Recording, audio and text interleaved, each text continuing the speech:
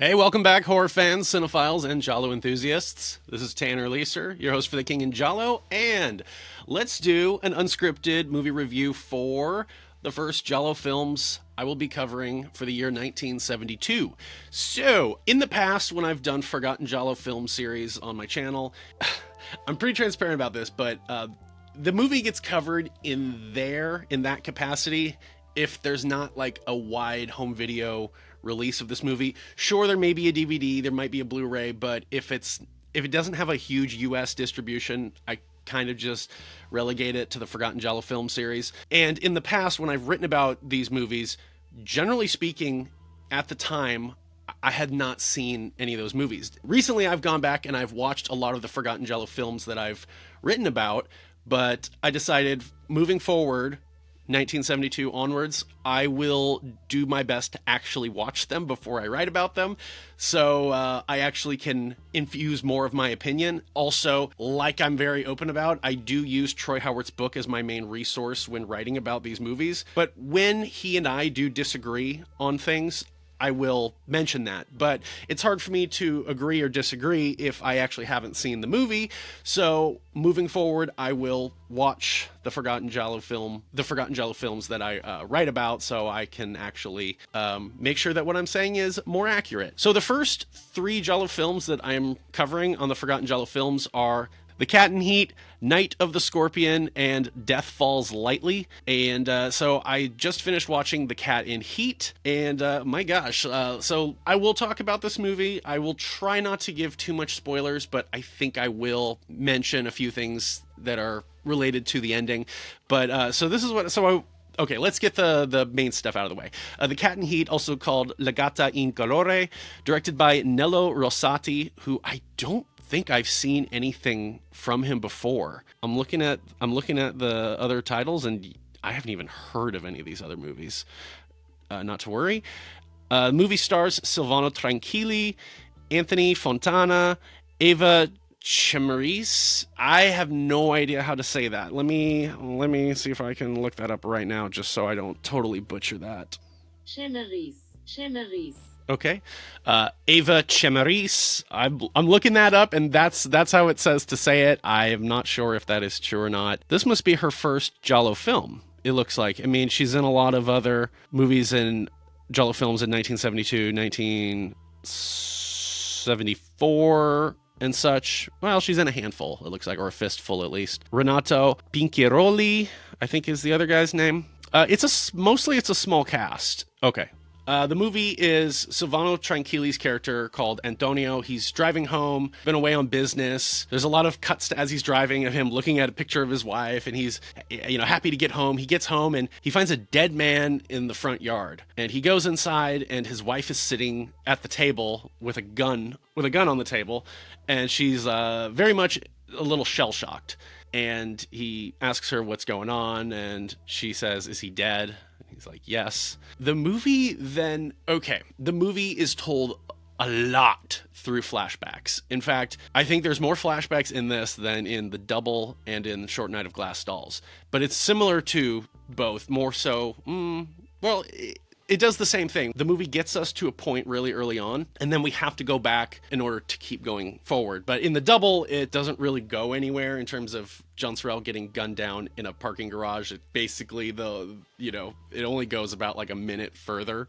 Short Night of Glass Dolls, it goes from when you find his body, goes back to all this stuff that leads to this, but we're going forward at the same time in terms of his body's brought to the morgue, he's being experimented on, he's then going to be, his friend is looking at him to see if he is in fact dead, and then he's taken and operated on. And so this movie is similar to that in terms of the plot in the present is moving forward, as well as this plot in the past, which is moving forward.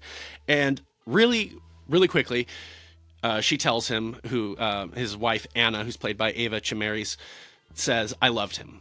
And he is taken aback by this. He did not expect that. So through the course of the flashbacks and the plot in the present, you see how they knew this guy. He was their neighbor. He came up to the house one time. You're seeing how Anna fell in love with this guy. His name is Massimo, played by Anthony Fontane. I think I'm saying that right. So that's essentially what is going on. There is a little bit of how much of this is true. You kind of just have to take her word for it. I mean, why would she be lying? But this is, I will say, this is one of those giallo films that's not about, doesn't have a killer going around.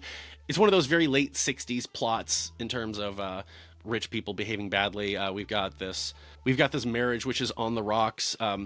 There's comments that Silvano Tranquilli makes about his secretary and whether he's sleeping with her or not. And it's set up initially where it's like, is he sleeping with her and his wife knows about it, or is that just kind of the joke because he's away on business like most of the time? Regardless, he is away a lot of the time. His wife is left home alone. She starts taking a fancy to the neighbor.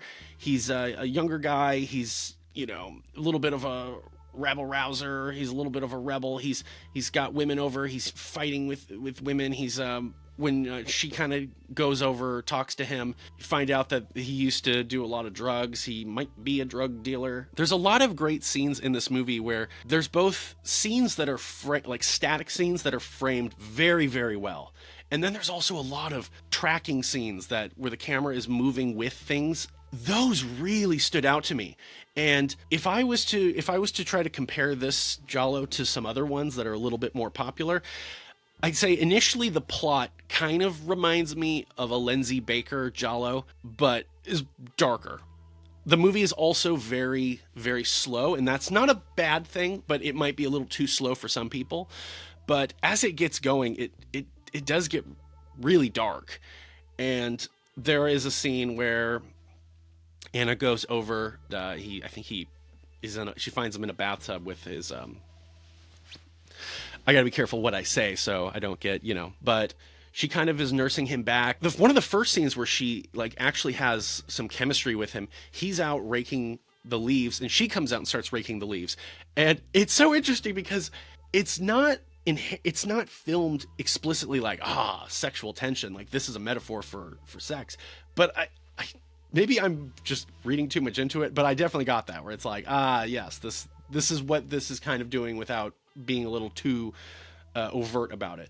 And then not too long after, they're frolicking out in the rain, and then they run into a barn or someplace with a lot of hay, and they have sex. And again, first off, it's like, why the hell would you ever want to have sex on top of hay, especially when you guys both have your own homes you could go to? But it was so beautiful the way it was shot, like the framing of this shot with like this just stacks of hay and like the tightness of the building. It was really, really, it was just a great shot. It was really beautiful looking, and again, great usage of the frames.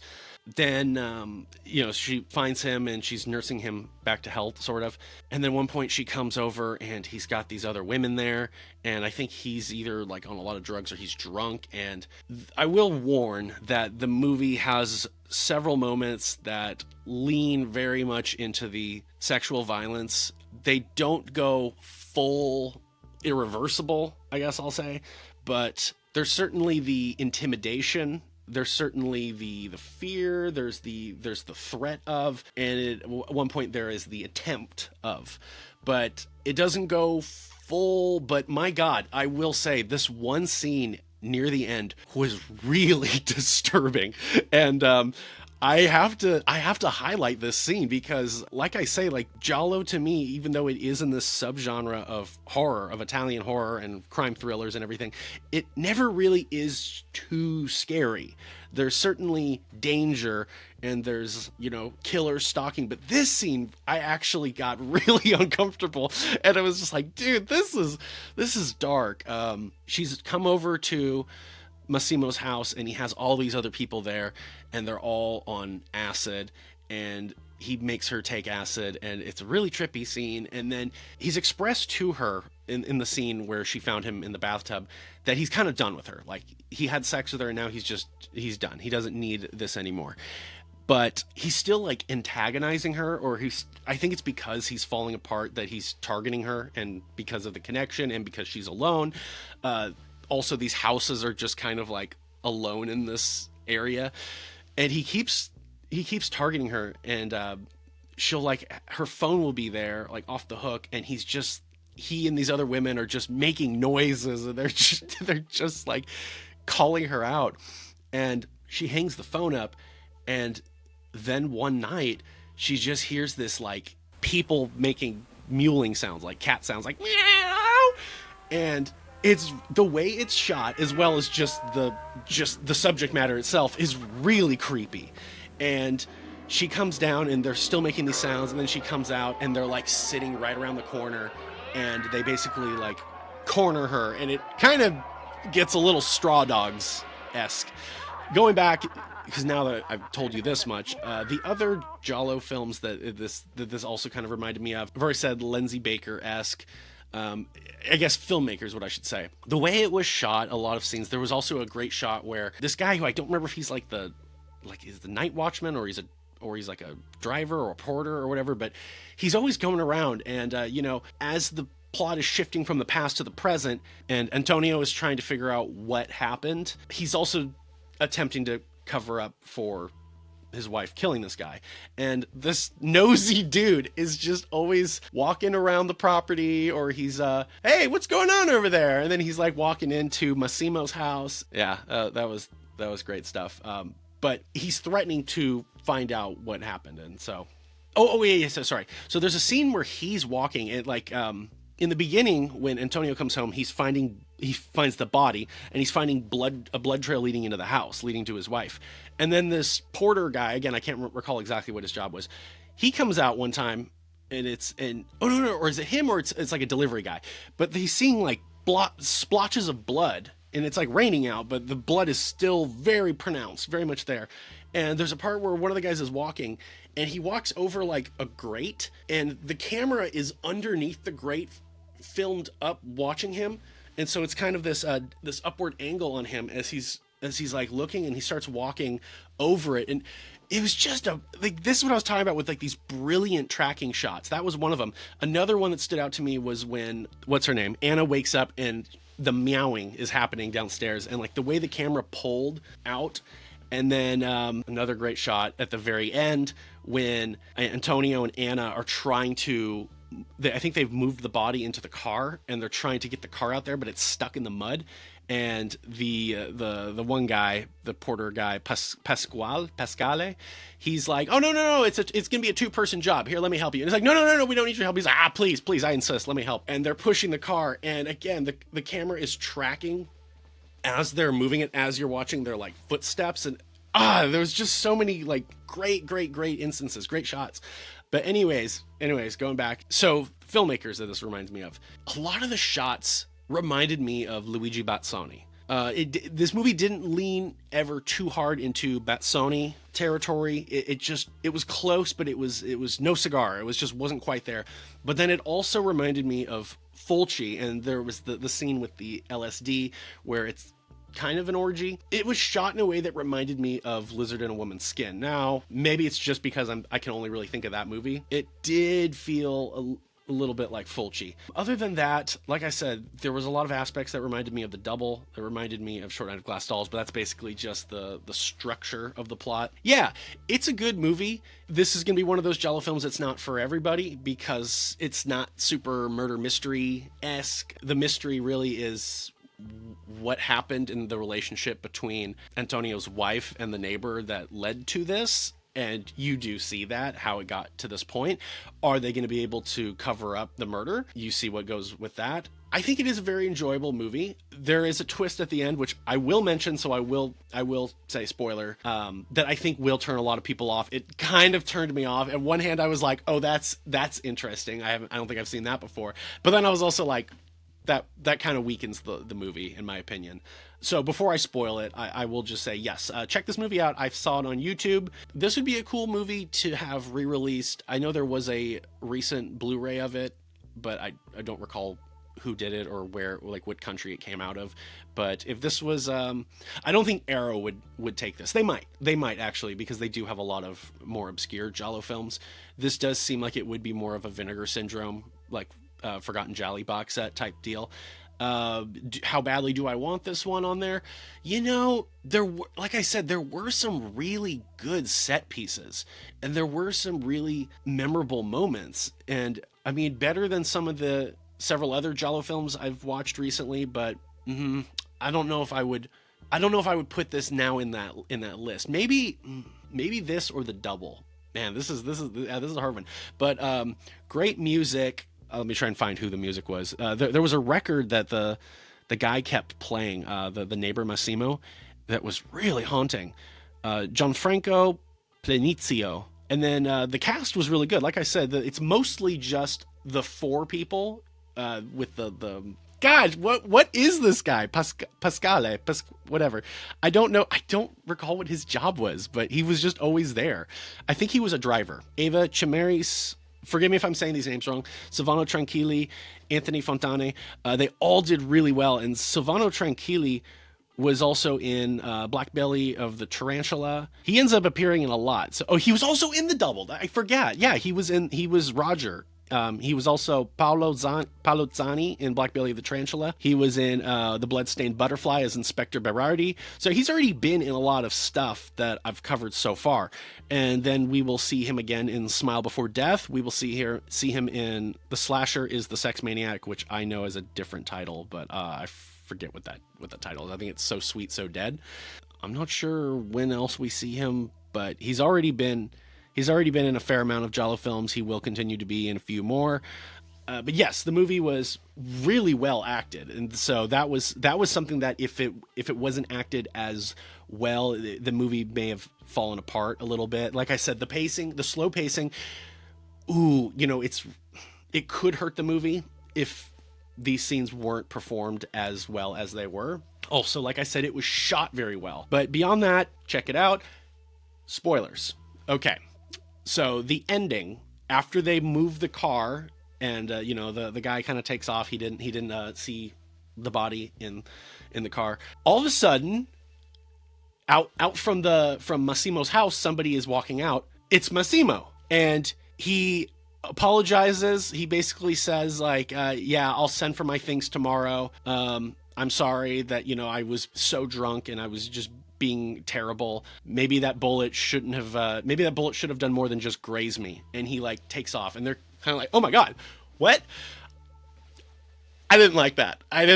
On one hand, it was interesting because it was like, I've never seen that. At least I can't recall ever seeing that, where it's like the dead body is actually not dead. And he just wakes up and is like, oh, so sorry, I'll let myself out.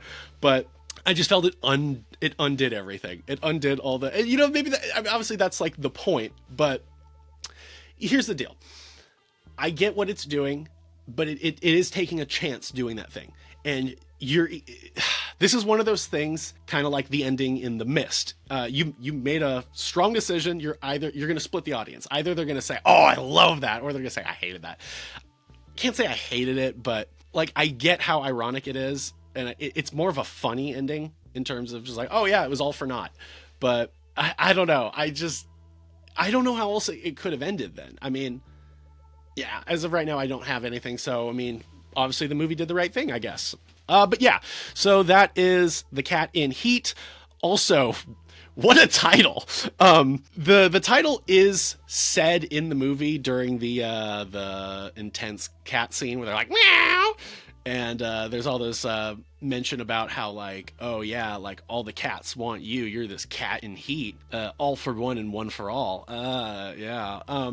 Funny enough, when I first saw the title of this movie and I had not read anything about it, like a brief synopsis, anything, I was thinking Cat on a Hot Tin Roof. I'm like, I wonder if this has any resemblance to Tennessee Williams' play. No, not at all. Not at all. At least not that I think. I mean, it's been a long time since I've had any association with Cat on a Hot Tin Roof. But yeah, anyways, yeah, so that's all I got to say. Check it out if you feel so inclined. It is on YouTube, as I said. Let me see if I can actually find that for you. The channel is Fassbinder Forever. That's cool. It went up about 2 years ago from the time of me making this video. But yeah, that's all I got. So I'm excited to write about the movie because now I've seen it. But yes, that's all I've got. Thank you for watching this video. Thank you for everything if you've made it this far. But yes, this is So the next two of these unscripted reviews that I'll do will be for the other giallo films that I'm going to be covering in the, Night of the Scorpion and Death Falls Lightly, and that'll be fun for certain reasons. Anyways, so thank you for watching. This is Tanner Leeser for The King in Giallo, and if nothing else, I'll see you next time.